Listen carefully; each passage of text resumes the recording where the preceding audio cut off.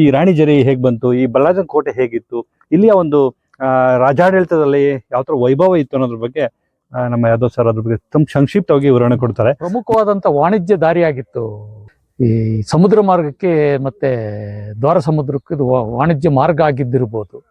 ಹಾಗಾಗಿ ಇದಕ್ಕೆ ಬಹಳ ಇಂಪಾರ್ಟೆನ್ಸ್ ಇದೆ. ಶಿವಮೊಗ್ಗದ ಶಿವಪ್ಪ ನಾಯಕ ಕೆಳದಿ ನಾಯಕರು ಅವರ ಬರ್ತದೆ. ಆಗ ಅಲ್ಲಿ ರಾಣಿ ತನ್ನ ಸೊಸೆನ ಕರ್ಕೊಂಡು ಮಗ ಚನ್ನಬಸವ ನಾಯಕನ ಹೆಂಡತಿನ ಕರ್ಕೊಂಡು ಈ ಕೋಟೆಗೆ ಬರ್ತಾನೆ. ಉಕ್ಕಡ ಅನ್ನೋದ್ರ ಮೀನಿಂಗ್ ಕಲೆಕ್ಟ್ ಮಾಡಿದ್ ಸುಂಕ ಕಲೆಕ್ಟ್ ಮಾಡಿದ್ದನ್ನ ರಸೀದಿ ತೋರಿಸಿ ಬಿಡತಕ್ಕಂಥ ಈ ಟೋಲ್ ಗೇಟ್ ಅಂತ ಹೇಳ್ತಾರೆ. ಅವಳು ಇಲ್ಲಿ ಬಿದ್ದು ಸತ್ತೋದ್ಲು ಅನ್ನೋ ಒಂದು ಹಾಗಾಗಿ ರಾಣಿ ಜರಿ ಅಂತ ಬಂತ ಸರ್. ನಮ್ಮ ಮುತ್ತಜ್ಜಿ ಒಬ್ರು ಇಲ್ಲಿ ಮೂಡಿಗೆರೆ ಹತ್ರ ಒಂದು ಗ್ರಾಮದಿಂದ ಬಂದವರಾಗಿದ್ದರಿಂದ ಅಲ್ಲಿಂದ ಒಂದು ಬರೆದ ಕಾಗದ ಸಿಕ್ಕಿದೆ ನನಗೆ. ಆ ಕಾಗದದಲ್ಲಿ ಕರೆಕ್ಟ್ ಆಗಿ ನಮ್ಮ ಮುತ್ತಜ್ಜ ಪಟೇಲರಾಗಿದ್ರು ಅನ್ನೋದಕ್ಕೆ ಈ ಬಳ್ಳಾರಿ ಕೋಟೆಯಲ್ಲಿ ಪಟೇಲರಾಗಿದ್ರು. ಈ ಭಾಗದಲ್ಲಿ ಪಟೇಲ್. ಸ್ನೇಹಿತರೆ ನಮಸ್ಕಾರ, ಮತ್ತೊಮ್ಮೆ ನಿಮ್ಮೆಲ್ಲರಿಗೂ ಚಂದಸುಧ ಯೂಟ್ಯೂಬ್ ಚಾನಲ್ಗೆ ಸ್ವಾಗತ ಸುಸ್ವಾಗತ. ನಾವಿವತ್ತು ರಾಣಿ ಜರಿ ಜಾಗದಲ್ಲಿ ಇದ್ದೀವಿ. ನೀವು ರಾಣಿ ಜರಿ ಬಗ್ಗೆ ಈಗಾಗಲೇ ತುಂಬಾ ಜನಕ್ಕೆ ಗೊತ್ತಿದೆ. ರಾಣಿ ಜರಿ ಅಂದ್ರೆ ಏನು, ಯಾವ ತರ ಇರುತ್ತೆ. ಸೊ ಇಲ್ಲಿಗೆಲ್ಲ ಟ್ರೆಕಿಂಗ್ ಬರೋದು ಜಾಸ್ತಿ ಇದೆ. ಬಟ್ ಇತ್ತೀಚೆಗೆ ಈ ರಾಣಿ ಜರಿ ಬಗ್ಗೆ ನಾನು ಹುಡುಕಾಟದಲ್ಲಿದ್ದಾಗ ಯಾದವ್ ಸರ್ ಅವರು ನಮ್ಮ ಜೊತೆ ಇದ್ದಾರೆ. ಅವರು ಇದ್ರ ಬಗ್ಗೆ ಅವರ ತಾತ ಮುತ್ತಾತನ ಕಾಲದಿಂದ ಹಲವು ಕಥೆಗಳು ತಿಳ್ಕೊಂಡ್ ಬಂದಿದೆ. ಅವರ ತಾತಗಳು ಕತೆ ಏನ್ ಹೇಳ್ತಾ ಇದ್ರು ಅದನ್ನ ತುಂಬಾ ಚೆನ್ನಾಗಿ ಅವರು ನಮ್ಗೆ ಅರ್ಥ ಮಾಡ್ತಾರೆ. ಈ ರಾಣಿ ಜರಿ ಹೇಗ್ ಬಂತು, ಈ ಬಳ್ಳಾರಿ ಕೋಟೆ ಹೇಗಿತ್ತು, ಇಲ್ಲಿಯ ಒಂದು ರಾಜಾಡಳಿತದಲ್ಲಿ ಯಾವ ತರ ವೈಭವ ಇತ್ತು ಅನ್ನೋದ್ರ ಬಗ್ಗೆ ನಮ್ಮ ಯಾದವ್ ಸರ್ ಅದ್ರ ಬಗ್ಗೆ ಸಂಕ್ಷಿಪ್ತವಾಗಿ ವಿವರಣೆ ಕೊಡ್ತಾರೆ. ಹೊಯ್ಸಳರ ಕಾಲದಲ್ಲಿ ಇದೇ ಒಂದು ಗಡಿ ಆಗಿತ್ತು. ಇವಾಗೇನು ಚಾರ್ಮಡಿ ಘಾಟಿ ನೋಡ್ತೀರಾ, ಆ ಚಾರ್ಮಡಿ ಘಾಟಿ ಇರಲಿಲ್ಲ. ಸೊ ಅವಾಗ ಈ ಸೌತ್ ಕೇಂದ್ರ ಅಂತ ಹೇಳ್ತಾರೆ, ಇವಾಗೇನು ದಕ್ಷಿಣ ಕನ್ನಡ ಹೇಳ್ತಾರೆ. ಆವಾಗ ಹೋಗ್ಬೇಕು ಅಂದ್ರೆ ಮಡ್ರಾಸ್ ಪ್ರಾಂತ್ಯಕ್ಕೆ ಹೋಗ್ಬೇಕು ಅಂದ್ರೆ ಈ ರಸ್ತೆ ಮಾರ್ಗವನ್ನ ಉಪಯೋಗಿಸೋರು. ಇದು ಕಡಿದಾದ ಕಲ್ಲು ಅಂತ ಯಾದವ್ ಸರ್ ಹೇಳ್ತಾರೆ. ಸೊ ನೀವು ಇವರ ಸಂಪೂರ್ಣವಾದ ವಿವರವನ್ನ ಈ ರಾಣಿ ಜರಿ ಬಗ್ಗೆ ಇರ್ಬೋದು, ಈ ಬಳ್ಳಾರಿ ಕೋಟೆ ಇರ್ಬೋದು, ಅವರು ಬಾಲ್ಯದಲ್ಲಿ ಇಲ್ಲಿ ತಿರುಗಾಡಿ ಓಡಾಡಿ ಹಲವು ಕಥೆಗಳನ್ನ ಓದ್ಕೊಂಡು ಬಂದು, ಮತ್ತೆ ಮಾಸ್ತಿ ವೆಂಕಟೇಶ್ವರ ಅಯ್ಯಂಗಾರ್ ಅವರು ಇಲ್ಲಿ DC ಆಗಿದ್ದಾಗ, ಚಿಕ್ಕಮಗಳೂರು ಭಾಗದಲ್ಲಿ DC ಆಗಿದ್ದಾಗ ಹಲವು ಕಥೆಗಳನ್ನ ಅವ್ರು ಬರೆದಿದ್ದಾರೆ. ಅವ್ರಿಗೆ ನಿಕಟವಾದ ಒಂದು ರಿಲೇಶನ್ಶಿಪ್ ಇದೆ, ಮತ್ತೆ ಕೆಲವೊಂದು ವಿಷಯಗಳೆಲ್ಲ ಗೊತ್ತಿದೆ, ಹಲವು ವಿಷಯಗಳನ್ನ ಓದ್ಕೊಂಡಿದ್ದಾರೆ. ಇವತ್ತು ನಮ್ಮ ಯಾದವ್ ಸಾರು ಅದರ ಸಂಕ್ಷಿಪ್ತ ವಿವರಣೆ ಕೇಳ್ತಾರೆ. ನಿಮಗೆ ಯಾವುದೇ ರೀತಿ ಡೌಟ್ ಇಲ್ಲ, ಯಾಕಂದ್ರೆ ಇದು ಕತೆ ಇರೋದೇ ಈ ತರ, ಇರೋದೇ ಹೀಗೆ. ಇದಕ್ಕೆ ಹಲವು ದಾಖಲೆಗಳು ಮತ್ತೆ ಬ್ರಿಟಿಷ್ ಅಧಿಕಾರಿಗಳು, ಅದು ಬ್ರಿಟಿಷ್ ಇತಿಹಾಸಕಾರರು ಕೂಡ ಈ ಕಥೆಗಳ ಬಗ್ಗೆ ಬರೆದಿದ್ದಾರೆ. ಯಾದವಣ್ಣ ಸರ್ ಇದ್ರ ಬಗ್ಗೆ ಸಂಕ್ಷಿಪ್ತ ವಿವರಣೆ ಮತ್ತು ಕೊಡ್ತಾರೆ.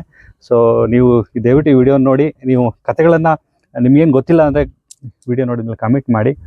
ಇಲ್ಲಿ ಒಳ್ಳೆ ವಿಷಯಗಳನ್ನ ನೀವು ತುಂಬಾ ಜನಕ್ಕೆ ಶೇರ್ ಮಾಡಿದ್ರೆ ಇವು ವಿಷಯಗಳು, ಈ ರಾಣಿ ಜರಿ ಬಗ್ಗೆ ಇರುವಂತ ಕಥೆಗಳು ನಿಮ್ಗೆಲ್ಲರಿಗೂ ಗೊತ್ತಾಗುತ್ತೆ ಅಂತ ಈ ಮೂಲಕ ನಾ ಹೇಳ್ತೀನಿ. ನಮ್ಮೂರು ದುರ್ಗದಹಳ್ಳಿ ಅಂತ ಹೇಳಿ.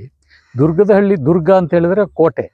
ಇಲ್ಲಿ ನಮ್ಮಲ್ಲಿ ಹೊಯ್ಸಳರ ಕಾಲದಲ್ಲಿ, ವೀರಬಲ್ಲಾಳನ ಕಾಲದಲ್ಲಿ ಕಟ್ಟಿದ ಕೋಟೆ ಇರೋದ್ರಿಂದ ಆ ಹೆಸರು ಬಂದಿದೆ. ಹೆಚ್ಚು ಕಡಿಮೆ ಒಂದು ವರ್ಷಗಳ ಹಿಂದಿಂದ ಇರ್ಬೋದು. ಯಾಕಂತ ಹೇಳಿದ್ರೆ ವೀರಬಲ್ಲಾಳನ ಕಾಲ ನೋಡಿದಾಗ ಅದರಲ್ಲಿ 3 ಜನ ಬಲ್ಲಾಳರು ಬರ್ತಾರೆ, 1, 2, 3. ಅದರಲ್ಲಿ ಮೋಸ್ಟ್ಲಿ 2ನೇ ವೀರಬಲ್ಲಾಳನ ಕಾಲ ಇರ್ಬೋದು. ಹಾಗಾಗಿ ಅದು ಬೇಲೂರು ಟೆಂಪಲ್ಗಿಂತಲೂ ಹಿಂದೆ ಕಟ್ಟಿದ್ದಂಥ ಕೋಟೆ ಮತ್ತೆ ನಮ್ಮ ಕಾಲಭೈರವ ದೇವಸ್ಥಾನ. ಬಹಳ ಹಿಂದೆ ಪ್ರಮುಖವಾದಂಥ ವಾಣಿಜ್ಯ ದಾರಿಯಾಗಿತ್ತು ಈ ಸಮುದ್ರ ಮಾರ್ಗಕ್ಕೆ ಮತ್ತೆ ದ್ವಾರ ಸಮುದ್ರಕ್ಕೆ. ಇದು ವಾಣಿಜ್ಯ ಮಾರ್ಗ ಆಗಿದ್ದಿರ್ಬೋದು. ಹಾಗಾಗಿ ಇದಕ್ಕೆ ಬಹಳ ಇಂಪಾರ್ಟೆನ್ಸ್ ಇತ್ತು. ಇದನ್ನ ಇಲ್ಲಿ ಕಲ್ಲನ್ನ ಕಡಿದು ಘಾಟಿನ ಮಾಡಿದ್ದಾರೆ. ಇಲ್ಲಿ ಈ ಪೋರ್ಷನ್ ಅಲ್ಲಿ ಇಲ್ಲಿಂದ ಘಾಟಿ, ಇಲ್ಲಿ ಕಲ್ಲನ್ನ ಕಡಿದು ಘಾಟಿ ಮಾಡಿದ್ರಿಂದ ನಡ್ಕೊಂಡು ಹೋಗೋ ದಾರಿ ಇದೆಯಾ? ಇದೆ. ಇಲ್ಲಿಂದ ನೋಡಿ ಅದೇ ದಾರಿ. ಅದು ಹೋದ್ರೆ ಇದು ನಿಮಗೆ ಸೌತ್ ಕೇಂದ್ರಕ್ಕೆ ಹೋಗುತ್ತೆ. ಹಿಂದೆ ನಮ್ಮ ಮುತ್ತಾತನ ಕಾಲದಲ್ಲಿ ನಮ್ಮ ಬೆಳೆದ ಬೆಳೆ ಎಲ್ಲ, ಕಾಫಿ ಬೆಳೆಯಿಂದ ಹಿಡಿದು ಪ್ರತಿಯೊಂದು ಇಲ್ಲಿ ಎತ್ತುಗಳ ಮಾತ್ರ ಹೇರಿ ಇಲ್ಲಿ ತಗೊಂಡು ಹೋಗ್ತಾ ಇದ್ರು. ಈಗಲೂ ರಸ್ತೆ ಕಾಣುತ್ತದೆ? ರಸ್ತೆ ಇದೆ, ಈಗಲೂ ಇದೆ. ಈಗ ಹೋದ್ರೆ ಇದು ಕೆಳಗಡೆ ಬಂಗಾಡಿ ಅಂತ, ಬಂಗಾಡಿಯಿಂದ ಕೆಳಗಡೆ ದಿಡಪೆಯಿಂದ ಆದ್ಮೇಲೆ ಕಾಜೂರು ಅಂತ ಬರ್ತದೆ. ಅಲ್ಲಿಂದ ಸೀದಾ ನಿಮ್ಗೆ ಉಪ್ಪಿನಂಗಡಿ ಕನೆಕ್ಷನ್ ಆಗ್ತದೆ. ಬ್ರಿಟಿಷರು ಇಲ್ಲಿಂದ ತಗೊಂಡು ಹೋಗಿ ಈ ಮಾರ್ಗವನ್ನು ಬ್ರಿಟಿಷ್ನರಲ್ಲ, ಬ್ರಿಟಿಷ್ನರಿಗಿಂತ ಹಿಂದೆ ಇದ್ದು ರಾಜ ಮಹಾರಾಜರ ಕಾಲದಲ್ಲಿ, ಅದೇ ಹೊಯ್ಸಳರ ಕಾಲದಲ್ಲಿ. ಆಮೇಲೆ ಹೊಯ್ಸಳರ ನಂತರ ವಿಜಯನಗರ ಅರಸರು ಬರ್ತಾರೆ. ವಿಜಯನಗರ ಅರಸರ ತಾಳಿಕೋಟೆ ಯುದ್ಧದಲ್ಲಿ ಅವರು 1525ರಲ್ಲಿ ಅವರು ತಮ್ಮ ರಾಜ್ಯನ ಕಳ್ಕೊಂಡ್ಮೇಲೆ ಅವರ ಸಾಮಂತ ರಾಜರಾಗಿದ್ದ ನಾಯಕರುಗಳೆಲ್ಲ ಅವರೇ ರಾಜರುಗಳಾಗ್ತಾರೆ. ಹಾಗೆ ಇದನ್ನ ಶಿವಮೊಗ್ಗದ ಶಿವಪ್ಪ ನಾಯಕ ಕೆಳದಿ ನಾಯಕರು ಅವರ ಬರ್ತದೆ. ಆಗ ಹೆಚ್ಚು ಕಡಿಮೆ 1773ರಲ್ಲಿ ಅವರಲ್ಲಿ ಒಂದು ಫ್ಯಾಮಿಲಿ ಡಿಸ್ಪ್ಯೂಟ್ ಬರ್ತದೆ.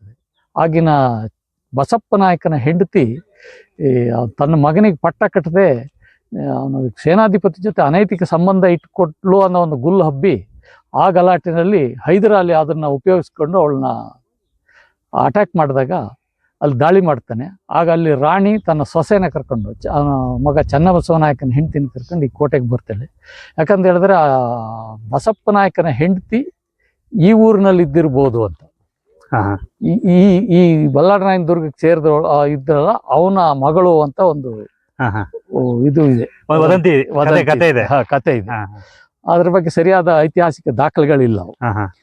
ಅಲ್ಲ ಸರ್, ಇಲ್ಲಿ ಏನು ನೀವು ಹೇಳ್ತೀರಾ ಕಡ್ದಾದ ಕಲ್ಲು ಅಂತೆಲ್ಲ ಹೇಳ್ತೀರಾ, ಇಲ್ಲಿ ಉಕ್ಕಡ ಅಂದ್ರೆ ಇಲ್ಲಿ ಸುಂಕ ಕಟ್ಕೊಂಡು ಹೋಗ್ತದೆ, ಎಲ್ಲಿ ಸರ್ ಅದು? ಇದೆ ಇಲ್ಲ ನಿಮ್ಗೆ ಫೌಂಡೇಶನ್ ಇದೆ ನೋಡಿ, ಇಲ್ಲಿ ನೀವು ಫೌಂಡೇಶನ್ ನೋಡಿದಂಗೆ ಏನಾದ್ರು ಇತ್ತ ಸರ್? ಇಲ್ಲಿ ಫೌಂಡೇಶನ್ ಇದೆ, ಈಗಲೂ ಇದೆ. ಒಳಗಡೆ ಹೋದ್ರೆ ಫುಲ್ ಫೌಂಡೇಶನ್, ಬಿಲ್ಡಿಂಗ್ ಇದೆಲ್ಲ ಕುರುಹುಗಳಿದ್ದ ಇತ್ತು.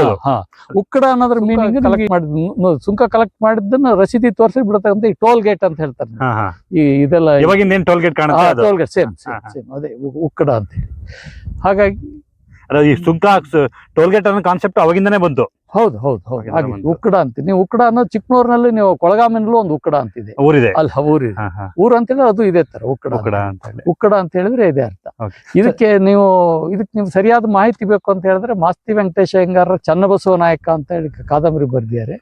ಅವರು ಇಲ್ಲಿ DC ಆಗಿದ್ದಾಗ ಈ ಜಾಗಗಳನ್ನೆಲ್ಲ ಕುದುರೆ ಮೇಲೆ ಸುತ್ತಿ ನೋಡಿ ಈ ಚರಿತ್ರೆನ ಅಧ್ಯಯನ ಮಾಡಿ ಅದ್ರ ಬಗ್ಗೆ ಒಂದು ಮೈಸೂರು ಅರಸರಿಗೂ ನಮ್ಮ ಶಿವಮೊಗ್ಗದ ನಾಯಕರಿಗೂ ಹೆಂಗೆ ಇದು ಬಂತು, ಅದನ್ನ ಯಾವ ರೀತಿ ಹೈದರಾಲಿ ಆ ರಾಜ್ಯನ ಕಬಳಿಸಿದ ಅನ್ನೋದ್ರ ಬಗ್ಗೆ ಒಂದು ಚರಿತ್ರೆಯ ಒಳನೋಟವನ್ನು ಅದರಲ್ಲಿ ಕೊಡ್ತಾರೆ. ಮಾಸ್ತಿ ವೆಂಕಟೇಶ ಅಯ್ಯಂಗಾರ್ ಬರ್ದಿದ್ದಾರೆ. ಚನ್ನಬಸವ ನಾಯಕ ಅಂತ ಹೇಳಿ ಆ ಕಾದಂಬರಿ. ಸರ್, ಈಗ ನೀವು ಕೋಟೆ ಅಂದ್ರೆ ನೀವು ಬಳ್ಳಾರಿ ಕೋಟೆ ಅಂತ ಹೇಳಿ, ಕೋಟೆ ಯಾವ ಭಾಗದಲ್ಲಿ ಕಾಣುತ್ತೆ ಸರ್? ಅದು ಇದು ಈ ಭಾಗದಲ್ಲಿ ದೊಡ್ಡ ಗುಡ್ಡ ಕಾಣಿಸಿದೆ, ಅದು ಕೋಟೆ? ಅದು ಕೋಟೆ, ಅದು ಫುಲ್ ಕೋಟೆ ಇದೆ. ನೀವು ಆ ಕೋಟೆಗೆಲ್ಲ ಹೋಗಿದ್ರಿ? ಹೋಗಿದ್ವಿ. ಕೋಟೆಗಳಿದ್ದಾವೆ. ಮೊದಲು ಅದು ಬ್ರಿಟಿಷ್ ಕಾಲದಲ್ಲಿ ಸರ್ವೆ ಮಾಡಿದಾಗ ಇದೊಂದು ಟ್ರಿಗ್ನಾಮೆಟ್ರಿಕಲ್ ಸ್ಟೇಷನ್ ಅಂತಾರೆ. ಸರ್ವೆಗೆ ಒಂದು ಎಕ್ಸಾಕ್ಟ್ ಪಾಯಿಂಟ್ ಬೇಕು. ಟ್ರಿಗ್ನಾಮೆಟ್ರಿ ಅಂದ್ರೆ ಸರ್? ಟ್ರಿಗ್ನಾಮೆಟ್ರಿ ಅಂತ ಹೇಳಿದ್ರೆ ಸರ್ವೆ ಡಿಪಾರ್ಟ್ಮೆಂಟ್ ನವ್ರು ಮಾಡ್ಕೊಳ್ಳೋ ಒಂದು ಸರ್ವೆಗೆ ಅವ್ರಿಗೆ ಬೇಕಾದ ಒಂದು ಮಿಷನರಿ ಕೂರಿಸಿದ್ರ ಒಂದು ಕಂಬ ಒಂದು ಇದು ಹಾಕಿರೋರು, ಮಾರ್ಕ್ ಮಾಡಿ ಒಂದು ಇದು ಮಾಡಿ ಒಂದು ಕಂಬ ಇತ್ತು ಅದಕ್ಕೆ. ನಮ್ಮಲ್ಲಿ ಇಲ್ಲ ಅದನ್ನ ಈಗ ಯಾರೋ ನಮ್ಮ ಹಳ್ಳಿ ಜನಗಳು ಯಾರು ತಕೊಂಡು ಹೋಗಿದ್ದಾರೆ. ಅದಕ್ಕೆ ನಾವು ನಿಶಾನಿ ಗಣೆ ಅಂತ ಹೇಳ್ತಾ ಇದ್ದೀವಿ ನಾವು. ಬಟ್ ಅದು ಕ್ರೂ ಇದೆ. ಅದು ನೀವು ಅದರಲ್ಲಿ ನೀವು ಅವ್ರು ಬ್ರಿಟಿಷ್ನರ ಕಾಲದಲ್ಲಿ ಇದು ಕಡೂರು ಡಿಸ್ಟ್ರಿಕ್ಟ್ ಅಂತ ಸೇರಿತ್ತು. ಆಗೊಂದು ಅದಕ್ಕೊಂದು ಎಲ್ಲಾ ಡಿಸ್ಟ್ರಿಕ್ಟಿಗೂ ಅವರೊಂದು ಕೈಪಿಡಿ ಅಂತ ಮಾಡಿದ್ರು, ಸಂಪೂರ್ಣ ಮಾಹಿತಿಯನ್ನು ಒಳಗೊಂಡಂತೆ. ಆ ಕಡೂರು ಡಿಸ್ಟ್ರಿಕ್ಟ್ ಕೈಪಿಡಿಯಲ್ಲಿ ಕಂಡು ಬರಂಗೆ ಇದು ಟ್ರಿಗ್ನಾಮೆಟ್ರಿ, ಒಟ್ಟು 5 ಟ್ರಿಗ್ನಾಮೆಟ್ರಿ ಸ್ಟೇಷನ್ ಕಡೂರು ಡಿಸ್ಟ್ರಿಕ್ಟ್ ಅಲ್ಲಿ ಕಾಣ್ತದೆ. ಅದರಲ್ಲಿ ಇದು ಒಂದು. ಆಮೇಲೆ ಇದು ಹೈದರಾಲಿ ಟಿಪ್ಪು ಸುಲ್ತಾನ್ನ ಪತನ ನಂತರ ಈ ಕಡೆ ನಾವ್ ಏನ್ ನೋಡ್ತೀವಿ, ಸೌತ್ ಕೇಂದ್ರ ಭಾಗ ಏನ್ ಬರ್ತದೆ, ಇದು ಮಡ್ರಾಸ್ ಪ್ರೆಸಿಡೆನ್ಸಿ, ಬ್ರಿಟಿಷರ ನೇರ ಆಳ್ವಿಕೆಗೆ ಒಳಪಡ್ತದೆ. ಈ ಕಡೆ ಎಡಭಾಗದಲ್ಲಿ ಕಡೆ ಮೈಸೂರು ಅರಸರ ಒಳಪಡ್ತದೆ. ಅಪ್ ಟು 1947 ವರೆಗೂ ಇದು international border between Madras presidency and Mysuru princely state. Mysuru ರಾಜ್ಯ ಮತ್ತೆ ಮದ್ರಾಸ್ ರಾಜ್ಯ ಇದು ಬೌಂಡ್ರಿ ಲೈನ್ ಆಗಿತ್ತು. ಇದು ಬೌಂಡ್ರಿ ಲೈನ್. ಹಾಗಾಗಿ ಅದೊಂದು ಟ್ರಿಗ್ನಾಮೆಟ್ರಿ ಸ್ಟೇಷನ್ ಇದೊಂದು. ಇದು ಇಲ್ಲಿಂದ ಈಚೆಗೆ ಹೋದ್ರೆ ಇದು ಮಡ್ರಾಸ್ ಪ್ರೆಸಿಡೆನ್ಸಿಗೆ ಸೇರಿದ್ದ ಬ್ರಿಟಿಷರ ನೇರ ಆಡಳಿತಕ್ಕೆ ಒಳಪಟ್ಟ ಮಡ್ರಾಸ್ ಪ್ರೆಸಿಡೆನ್ಸಿ ಆಗಿತ್ತು. ಮೊದಲು ಮದ್ರಾಸ್ ಅವರು ಆಕ್ಯುಪೈಡ್ ಮಾಡ್ಕೊಂಡಿದ್ದು ಹೈದರಾಲಿ ಟಿಪ್ಪು ಸುಲ್ತಾನ್ ಸೋತ ಮೇಲೆ ಅವರು ಈ ಕಡೆ ಜಾಗನ ಮಾತ್ರ ಕೊಡ್ತಾರೆ, ಎಲ್ಲದನ್ನೂ ಅವ್ರಿಗೆ ಕೊಡಲ್ಲ. ಅದಕ್ಕೆ 2 ಕನ್ನಡ ಮಾತಾಡ್ತಕ್ಕಂಥ 2 ಜಿಲ್ಲೆಗಳು ಅವರಿಗೆ ಸೇರಿರ್ತಾರೆ. ಹಾಗಾಗಿ ಅವರು ದಕ್ಷಿಣ ಕನ್ನಡ, ಉತ್ತರ ಕನ್ನಡ ಅಂತ 2 ಜಿಲ್ಲೆ ಮಾಡ್ತಾರೆ. ಆ ಕನ್ನಡ ಅನ್ನೋ ಉಚ್ಚಾರಣೆ ಅವ್ರಿಗೆ ಬರ್ದೇ ಇದ್ರಿಂದ ಕೆನರಾ ಅಂತಾರೆ. ಸೌತ್ ಕೇಂದ್ರ, ನಾರ್ತ್ ಕೇಂದ್ರ. ಕೆನರಾ ಅಂದ್ರೆ ಕನ್ನಡ ಅಂತ ಅವ್ರ ಪ್ರಕಾರ. ಕೆನರಾ ಅಂದ್ರೆ ಕನ್ನಡ ಅಂತ. ಹೌದು. ಕ್ಯಾನ್ರೀಸ್ ಪೀಪಲ್ ಅಂದ್ರೆ ಕನ್ನಡ ಮಾತಾಡ್ತಕ್ಕಂಥ ಕನ್ನಡ ಪೀಪಲ್ ಜನ ಅನ್ನಕ್ಕೆ ಅವ್ರು ಕ್ಯಾನ್ರೀಸ್, ಕೆನರಾ. ಈಗಲೂ ಸೌತ್ ಕೇಂದ್ರ, ನಾರ್ತ್ ಕೇಂದ್ರ ಅಂತ. ಹೌದು, ಅದೇ ಕನ್ನಡ. ಬ್ರಿಟಿಷ್ನರು ಕನ್ನಡ ಮಾತಾಡ್ತಕ್ಕಂಥ 2 ಜಿಲ್ಲೆಗಳು ಅವ್ರು ಸೇರಿಸ್ತಾರೆ. ಸರ್, ಈಗ ರಾಣಿಜರಿ ಅಂತ ನಮ್ಮಿಂದ ಏನ್ ಕಾಣ್ತಾ ಇದೆ, ಸೊ ಅದ್ರ ಬಗ್ಗೆ ಸರ್ ಏನ್ ಕತೆ ಇದೆ ಸರ್ ಅದು? ಹಾಗಾದ್ರೆ ಅಲ್ಲಿ ಹೈದರಾಲಿ ಬಿದನೂರನ್ನ ಇದು ಮಾಡಿದಾಗ ಆ ರಾಣಿ ಇಲ್ಲಿಗೆ ಓಡಿ ಬಂದ್ಲು ಅಂತ ಹೇಳಿದ್ಮೇಲೆ ಆಗ ಅವಳು ಸೊಸೆ ಕರ್ಕೊಂಡ್ ಬರ್ತಾಳೆ. ಸೊಸೆ ತುಂಬಿದ ಬಸರಿ, ಅವಳು ಇಲ್ಲಿ ಬಿದ್ದು ಸತ್ತೋದ್ಲು ಅನ್ನೋ ಒಂದು ಹಾಗಾಗಿ ರಾಣಿಜರಿ ಅಂತ ಬಂತ ಸರ್ ಅದು? ಮೊದಲು ಯಾರಿಗೂ ಇರ್ಲಿಲ್ಲ. ಇತ್ತೀಚೆಗೆ ಈ ಹೋಮ್ ಸ್ಟೇ ಟೂರಿಸಂ ಡೆವಲಪ್ ಆದ್ಮೇಲೆ ಇದು ರಾಣಿಜರಿ ಅಂತ ಬಂದಿದೆ.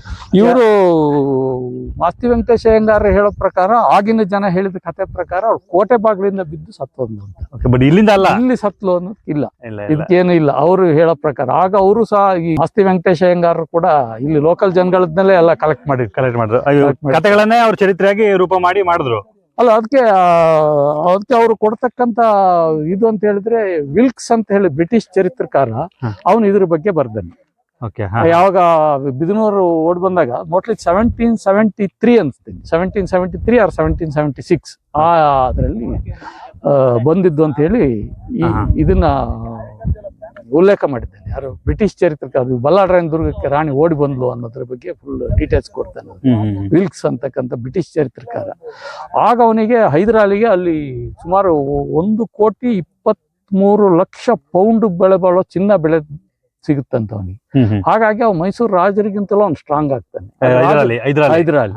ಆಗ ಮಹಾರಾಜರನ್ನೇ ಬದಿಗೊತ್ತಿ ಅವನು ಮೈಸೂರನ್ನ ಆಕ್ರಮಿಸ್ಕೊಳ್ತಾನೆ. ಸಾಮಾನ್ಯ ಒಬ್ಬ ಸೈನಿಕ ರಾಜ್ಯ ವಿಸ್ತರಣೆ ಮಾಡಕ್ಕೆ, ರಾಜ್ಯ ಕಟ್ಟಕ್ಕೆ ಇದೊಂದು ಕಾರಣ ಇರಬಹುದು.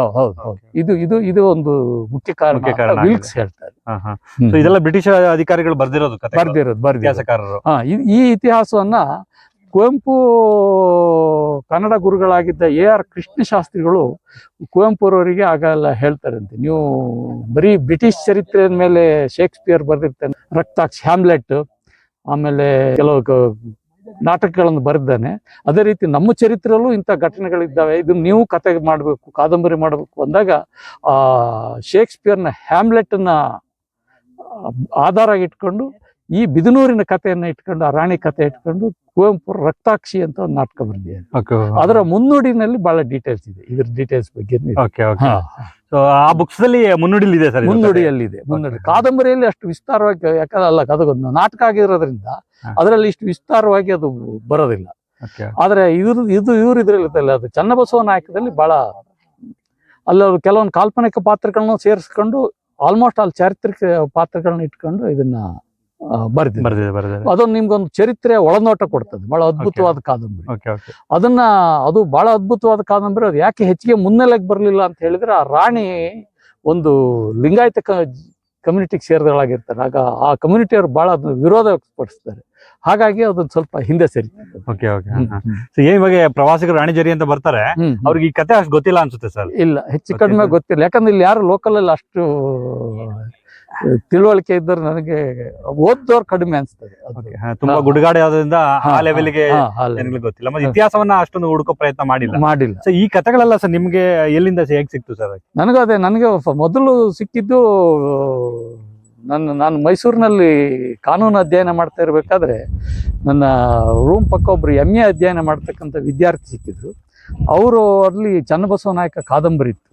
ಅದನ್ನ ನಾನು ಮುನ್ನುಡಿ ಓದ್ಬೇಕಾದ್ರೆ ಅಲ್ಲಿ ನಾನು ಮಾಸ್ತಿ ವೆಂಕಟೇಶ ಅಯ್ಯಂಗಾರರು, ನಾನು ಚಿಕ್ಕಮಗಳೂರಲ್ಲಿ DC ಆಗಿದ್ದಾಗ ಬಲ್ಲಾಳರಾಯನ ದುರ್ಗಕ್ಕೆ ಹೋಗಿದ್ದೆ ಅಂತ ಹೇಳಿದ್ರು. ಆಗ ನಂಗೆ ಬಹಳ ಕುತೂಹಲ ಇತ್ತು, ನಮ್ಮೂರಿಗೂ ಒಂದು ಚರಿತ್ರೆ ಇದೆಯಲ್ಲ ಅಂತ ಹೇಳಿ ಆಗ ನಾನು ಚನ್ನಬಸವ ನಾಯಕ ಕಾದಂಬರಿ ಓದಿದೆ. ಅಲ್ಲಿಂದ ನಂಗೆ ನಮ್ಮ ಮನೆಯಲ್ಲಿ ನಮ್ಮ ಹಿರಿಯರು, ನಮ್ಮ ಮುತ್ತಜ್ಜ ಈ ಊರಿನ ಪಟೇಲ್ ಮಾಡಿದ್ರಿಂದ ಪಟೇಲ್ ರಾಮೇಗೌಡ ಅಂತೆಲ್ಲ ಹೆಸರು. ಅವರು ಇದರಲ್ಲಿ ಹುಡುಕಿದಾಗ ಆ ಕಡೂರು ಡಿಸ್ಟಿಕ್ ಕೈಪಿಡಿ ಅವೆಲ್ಲ ನನಗೆ ಸಿಕ್ಕಿದ್ವು. ಆ ಡಿಸ್ಟಿಕ್ ಕೈಪಿಡಿನಲ್ಲಿ ಈ ಮಾಹಿತಿಗಳು ಸಿಕ್ಕಿದೆ. ಇದರ ಸುಮಾರು ಎಷ್ಟು 5,000 ಅಡಿ ಹತ್ರ ಅದರದ್ದು ಎಲಿವೇಶನ್ನು, ಅದು ಹೊಯ್ಸಳರ ಕಾಲದಲ್ಲಿ ಕಟ್ಟಿದ್ದು. ಆಮೇಲೆ ಇಲ್ಲಿ ಆ ಕೋಟೆ ಎಂಟ್ರೆನ್ಸ್ ಬಾಗಿಲು ನಮ್ಮಲ್ಲಿ ಶಿವನ ಬಾಗಿಲು ಅಂತ ಹೇಳ್ತಾರೆ. ಅದರಲ್ಲಿ ಆ ಕಡೂರು ಡಿಸ್ಟಿಕ್ ಕೈಪಿಡಿ ನೋಡಿದ್ರೆ ಸಿಂಹ ಬಾಗಿಲು ಅಂತ ಇದೆ. ಸಿಂಹ ಬಾಗಿಲು, ದಿಡ್ಡಿ ಬಾಗಿಲು ಅಂತ 2 ಬಾಗಿಲಿದಾವೆ ಅಂತ ಹೇಳಿ. ಲಾಸ್ಟ್ ಟೈಮ್ ನಾವು ಕೋಟೆಗೆ ಭೇಟಿ ಕೊಟ್ಟಾಗ ನಿಮ್ಮ ಸ್ನೇಹಿತರು, ನಿಮ್ಮ ಶಾಲಾ ಸಹಪಾಠಿಗಳು ಕೂಡ ನಮ್ ಜೊತೆ ಬಂದಾಗ ಅವ್ರದೇ ಹೇಳ್ತಿದ್ರು ಸಿಂಹ ಬಾಗಿಲು ಅಂತ ಹೇಳಿ. ಬಟ್ ಅದು ಕೋಟೆ ಬಾಗಿಲು ಹೇಗೆ ಸಿಂಹ ಬಾಗಿಲು ಆಯ್ತು ಅನ್ನೋದ್ರ ಬಗ್ಗೆ ಆ ಪುಸ್ತಕದಲ್ಲೆಲ್ಲ ಇದೆ. ಅದ್ರ ಬಗ್ಗೆ ಇಲ್ಲ, ಅದು ಅಂತ ಹೇಳಿದ್ರೆ ನಮ್ಮ ಜನಗಳ ಒಂದು ಲೋಕಲ್ ಅಲ್ಲಿ ಒಂದು ಹೆಸರು ಇರ್ತದೆ, ಹೇಳಿದ್ರೆ ಅದು ಅಧಿಕೃತವಾಗಿ ಆ ತರ ಇರ್ತದೆ. ಹಳೆ ಒಂದು ಸಂದೂಕ್ ಪೆಟ್ಟಿಗೆನಲ್ಲಿ ಸಿಕ್ಕಿದ ಹಾಗೆ ನಮ್ಮ ಮುತ್ತಜ್ಜ ಪಟೇಲ್ ರಾಮೇಗೌಡರು ಅಂತ ಇದ್ರಿಂದ, ಅವರು ಹೆಚ್ಚು ಕಡಿಮೆ ಈ ಊರಿನ ಎಲ್ಲ ಮೇಲುಸ್ತುವಾರಿಯನ್ನು ನೋಡ್ತಾ ಇದ್ರಿಂದ, ಅವ್ರ ಕಾಲದಿಂದ ಇದ್ದಿದ್ರಿಂದ ನನಗೆ ಆ ಕೆಲವೊಂದು ದಾಖಲಾತಿಗಳು, ಅವರಿಗೆ ನಮ್ಮ ಮುತ್ತಜ್ಜಿ ಒಬ್ರು ಇಲ್ಲಿ ಮೂಡಿಗೆರೆ ಹತ್ರ ಒಂದು ಗ್ರಾಮದಿಂದ ಬಂದವರಾದ್ರಿಂದ ಅಲ್ಲಿಂದ ಒಂದು ಬರೆದ ಕಾಗದ ಸಿಕ್ಕಿದೆ ನನಗೆ.